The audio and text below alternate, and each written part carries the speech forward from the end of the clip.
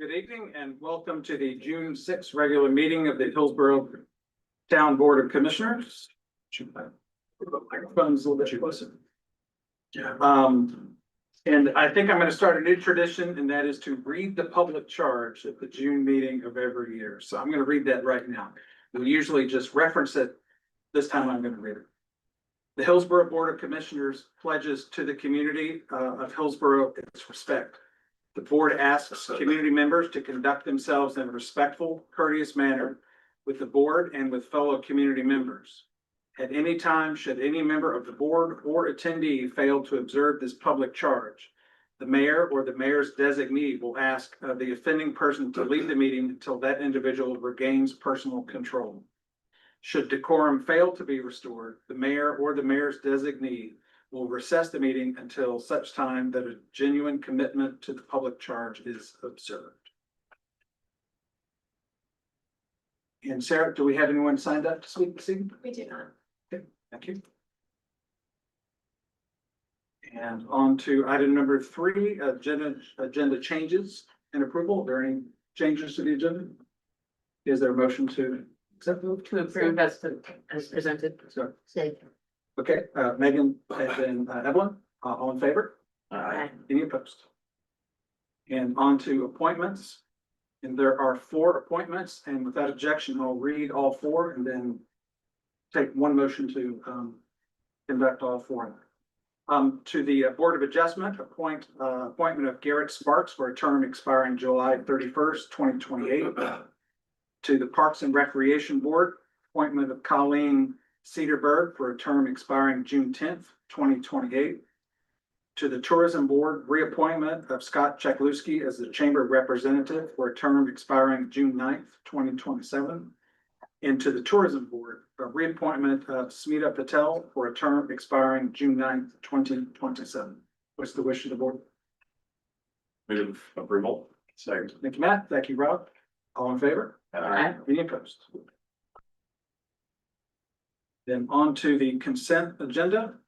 In addition to the items on the consent agenda, I just want to point out for everyone's edification that the town board approves from time to time continuing proclamations. So these are proclamations that are automatically included every year and promoted by the town.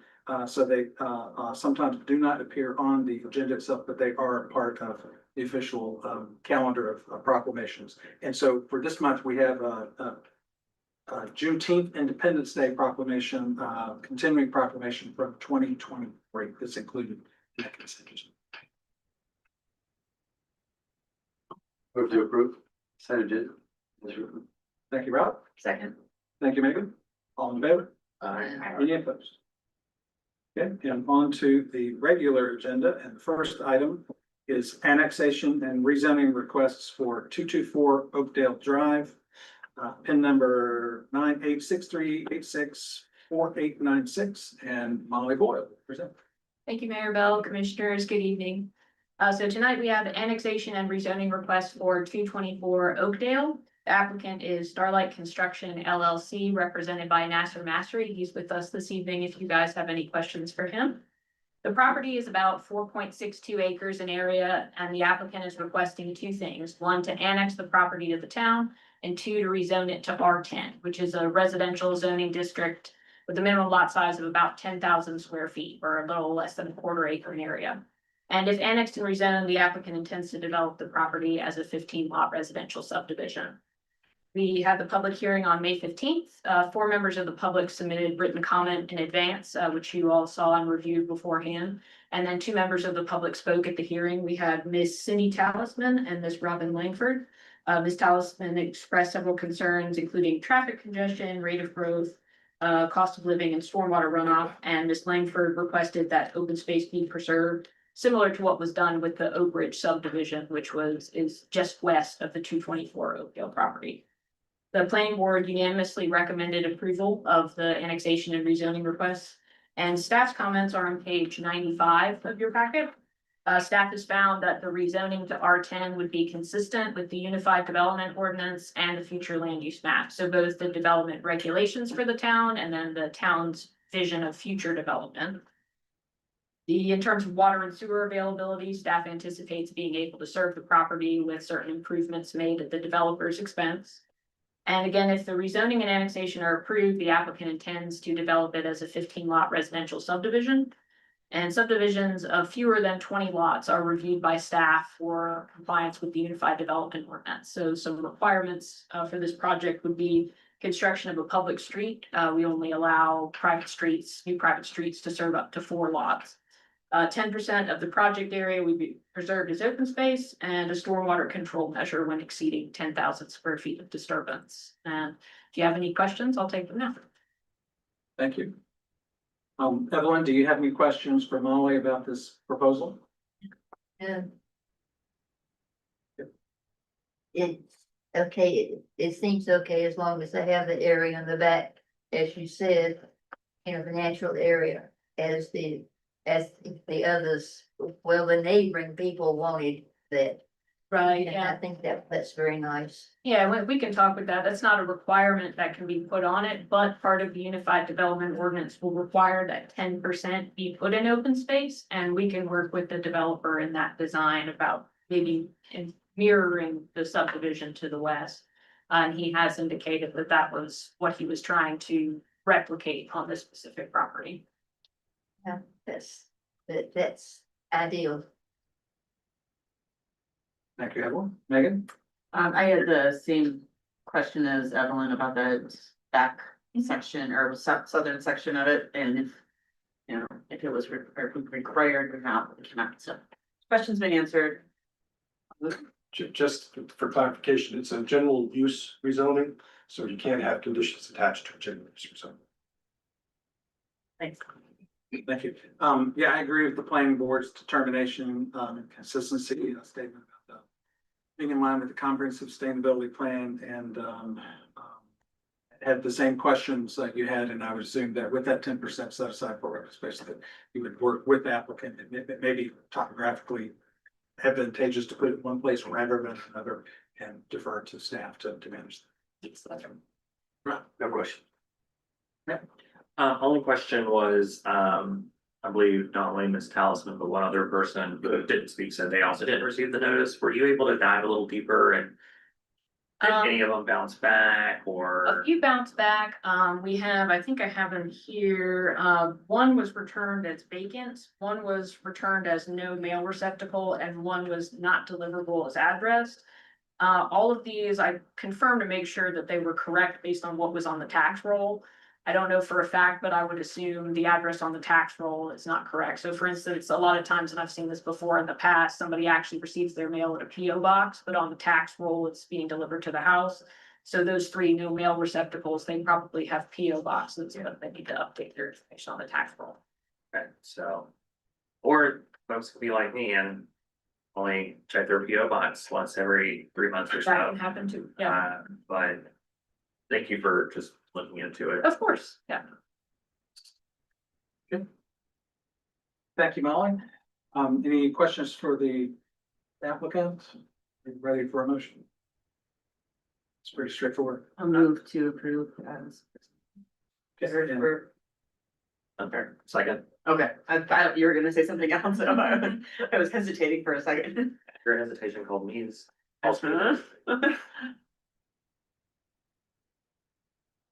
And so that is a motion to both annex and rezone. Correct. Okay. Any more discussion? All in favor? Aye. Any opposed? Okay. Thank you. Thank you, Molly. Thank you. Good luck with your project.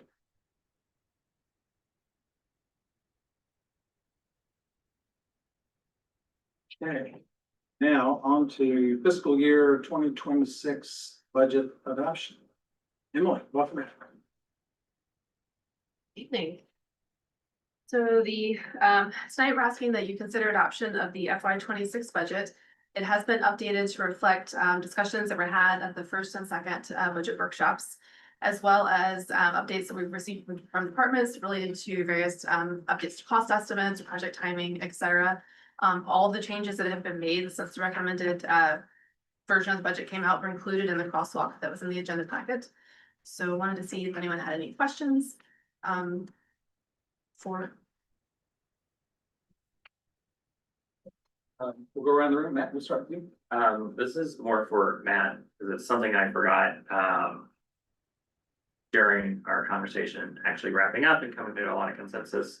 But when we took out the, earmarks or placeholders for the pilot for 27-28, we decided to take that out just because we didn't want to take that expectation that that's what we were gonna do. But on that same line, I was kind of curious about the partnership to end homelessness expansion request, and how do they feel about the number in 27-28?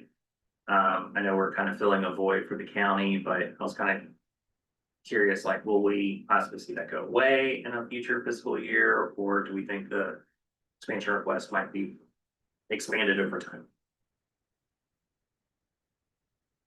And I'm sorry, are you referring just to the expansion request? Not the- Yeah. So my understanding is if we fund the expansion request and the partnership ultimately gets consensus from the other members to fund those operations, then next year that would become part of the continuation budget. So the So reason it's like, the reason it's shown continuous is if we commit to that this year, that gets baked in. And so I wanted to show the impact of that going in prior years. all right.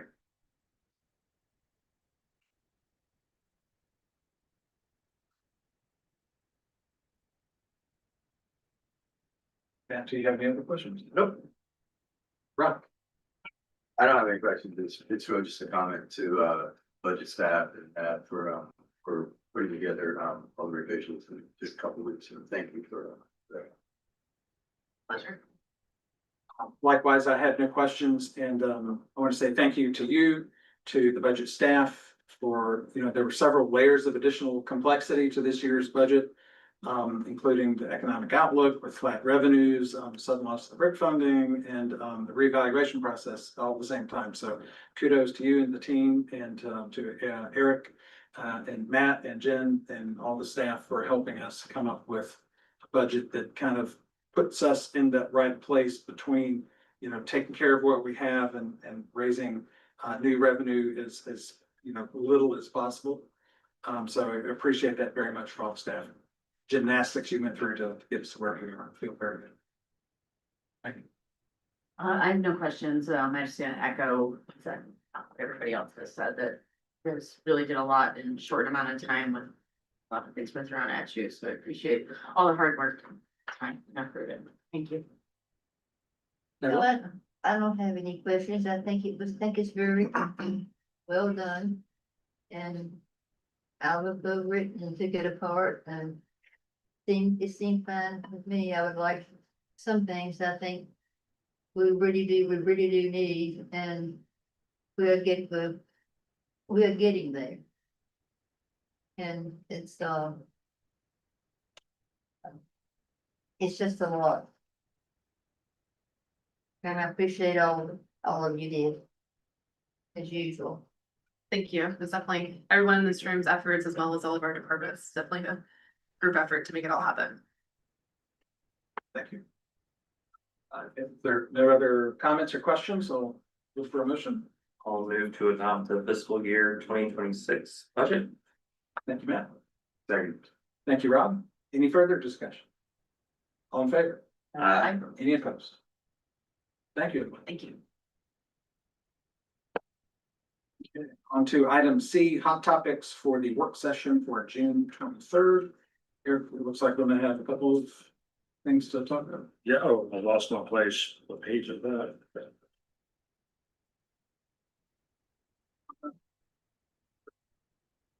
I'll just say that they're mostly consent items and one is tentative.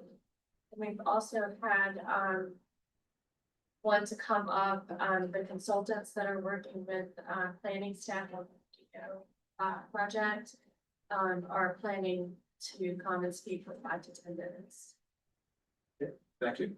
Yeah, Eric, I wrote them down. I don't know what page it's on, but I forwarded to budget adoption if needed, which we don't. Miscellaneous budget amendments and tentative code ordinance amendment. Right, and of course, there'll be the end of the year budget amendments, so it'll be the biggest number, even though staff does an amazing job, keeping up with it all during the year, so there'll be those. And again, the tentative item is staff working on a policy on First Amendment issues. And I think that's it. Great, thank you. Okay, board updates since, last Tuesday. Evelyn, we'll start with you. Do you have any updates? No, because the meeting is is Tuesday week, a week from this Tuesday. The annual meeting. Or election of officers. No. Thank you. Megan? First update is I will be out of town for our 23rd meeting. And then the last couple of weeks, I attended the Orange County Food Security Community Leaders Meeting. It's a new group, led by the new Orange County Food Security Extension Agent, Jonathan Smith. So he introduced himself and his role and, rolled out the program for the food security program for Orange County. Also the Food Bank of Central and Eastern North Carolina was there showing the outlook for Orange County and how federal funding is affecting their reach. Then last week was a tourism board meeting and we finalized the budget, which we approved today in the consent agenda. And then last Thursday, I attended the kickoff session for the Chapel Hill Carborough Chamber Leadership Group.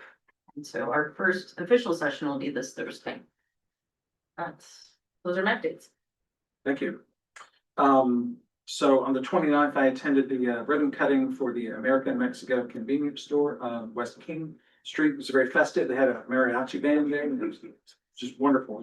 They should do that at every ribbon cutting. It was stupendous. And then on the 31st, I spoke at Mayor Johnson's funeral, which was held at New Horizons Church. That was a great ceremony. It was just a very, very nice remembrance of him.